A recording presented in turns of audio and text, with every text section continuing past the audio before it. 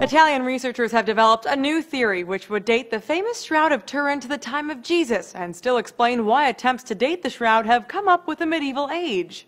The Shroud of Turin is traditionally held to be the burial cloth of Jesus. It's imprinted with the image of a man's face and torso, but radiocarbon dating of the cloth in 1988 showed it likely came from the 13th century, not the 1st century when Jesus is thought to have lived. The researchers say they've discovered a way the shroud could be authentic, but still date to medieval times, a magnitude 8.2 earthquake in ancient Jerusalem. How? Through squeezing radiation out of rock. The team found that it's possible for certain types of rock to emit radiation when compressed. The Telegraph quotes one of the researchers saying, "We believe it is possible the neutron emissions by earthquakes could have induced the image formation of the shroud's linen fibers and could also have caused a wrong radiocarbon dating." Of course, this is just one possible explanation for the shroud's origins. There are still plenty of skeptics, both of the shroud and of the latest study. A University of Glasgow professor told Live Science he isn't sold on the neutrons from rocks theory.